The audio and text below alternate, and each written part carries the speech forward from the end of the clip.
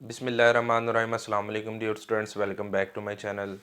आज का जो स्टूडेंट्स हमारा नेक्स्ट टॉपिक होगा that is the significance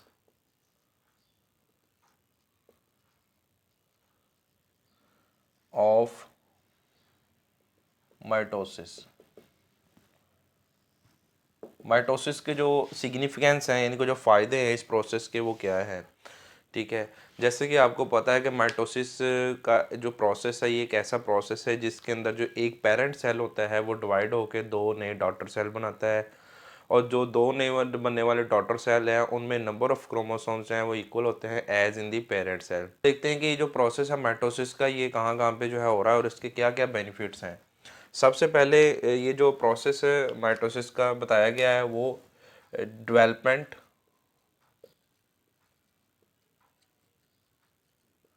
and growth. Development and growth में जो प्रोसेस है माइटोसिस का वो बहुत ज़्यादा हेल्पफुल है। डेवलपमेंट और ग्रोथ दोनों अलग अलग लफ्ज़ हैं, ठीक है। जैसे कि डेवलपमेंट एक सेपरेट चीज़ है, ठीक है, ग्रोथ एक सेपरेट चीज़ है। डेवलपमेंट में क्या होता है कि जब एक कोई भी जो जाइगोट है वो बनता है,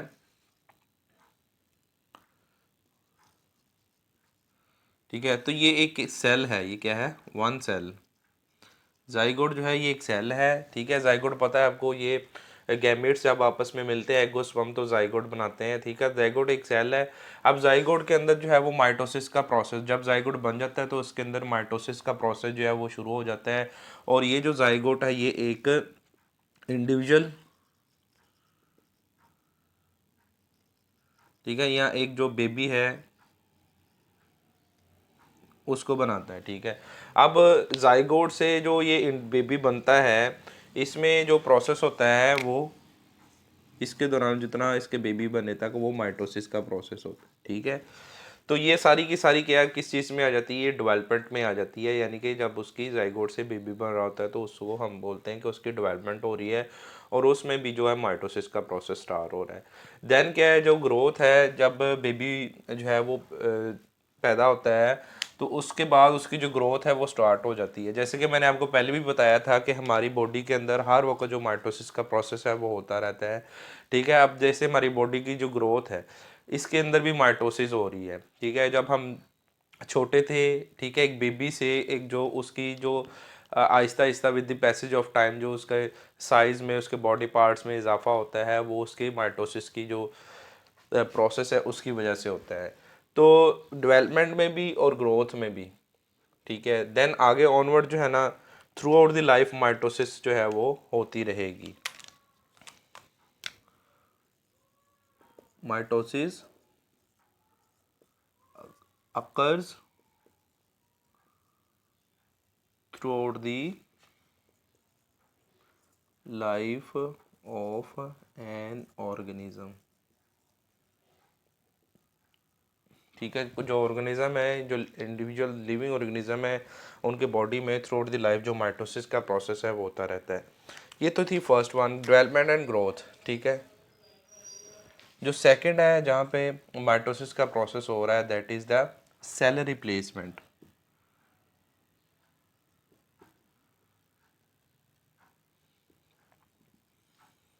ठीक है। अब सेल रिप्लेसमेंट में क्या है कि हमारी जो बॉडी है उसके जो सेल्स हैं वो कंटिन्यूसली रिप्लेस होते रहते हैं। जैसे कि हमारी बॉडी के जो स्किन सेल्स हैं, इसी तरह हमारी जो डाइजेस्टिव ट्रैक के सेल्स हैं, ठीक है। ये हमारी स्किन के सेल्स हो गए या हमारी जो डाइजेस्टिव ट्रैक के सेल्स हो गए हैं। जैसे आपने अक्सर देखा होगा हमारी जो स्किन है अक्सर किसी न किसी जगह से जो है वो स्किन के जो सेल्स हैं वो स्लग्ड ऑफ हो रहे होते हैं, यानी कि उतर रहे होते हैं। इसी तरह हम जब खाना खाते हैं तो हमारे जो खाना हमारी डाइजेस्टिव ट्रैक से गुजरता है, हमारी जो फूड है, तो वो डाइजेस्टिव ट्रैक के जो सेल्स हैं वो भी हमारी फूड के साथ स्लग्ड ऑफ हो जाते हैं, उतर जाते हैं। तो वो जो सेल्स लॉस हो रहे हैं हमारी बॉडी के वो कंटिन्यूसली रिप्लेस होते रहते हैं बाय द न्यू सेल्स। और ये किन कैसे हो रहा है, ये bye the process of mitosis हो रहा है। जो लॉस होने वाले सेल्स हैं वो नए बनते जा रहे हैं। इसी तरह जो हमारे रेड ब्लड सेल्स हैं, रेड ब्लड सेल्स, ठीक है।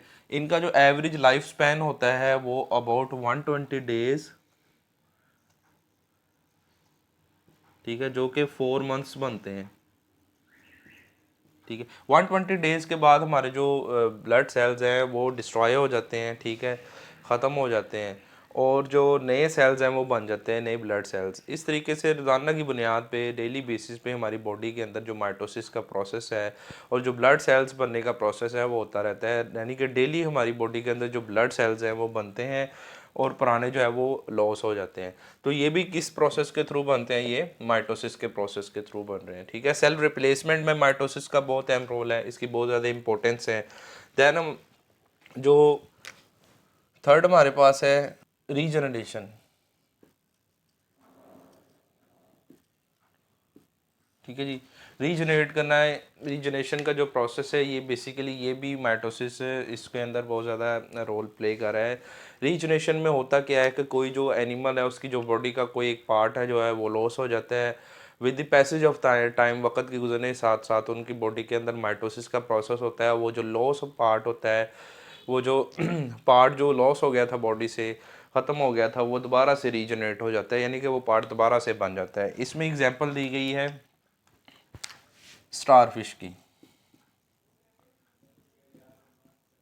ठीक है जी। अगर आप स्टार फिश को देखें तो स्टार फिश में ये प्रोसेस होता है रीजनेशन का।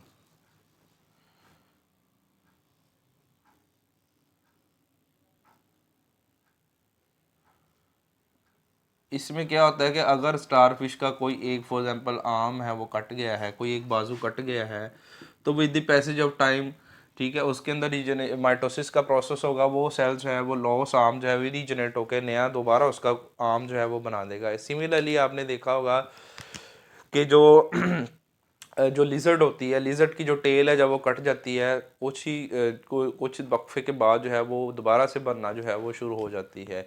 तो उनके अंदर भी जो रीजनरेशन का प्रोसेस है वो होता है, और वो माइटोसिस की वजह से जो लॉ सेल है वो दोबारा से उसी जगह से नए बनने शुरू हो जाते हैं, ठीक है जी। तो ये हमारे पास हो गया डेवलपमेंट एंड ग्रोथ में इसका रोल है माइटोसिस का, सेल रिप्लेसमेंट में है, रीजनरेशन में है। देन जो है ए सेक्सुअल रिप्रोडक्शन जो है लास्ट वन जो है हमारे पास, वो है ए सेक्सुअल रिप्रोडक्शन।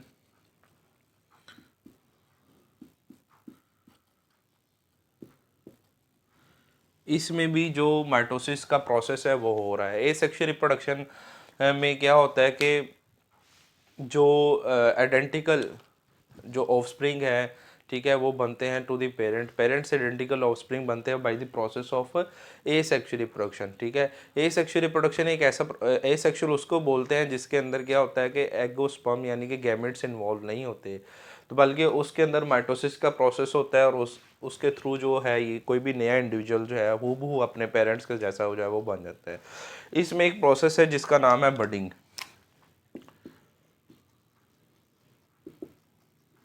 ये एक एनिमल जिसको बताया गया है दैट इज़ द हाइड्रा, ठीक है।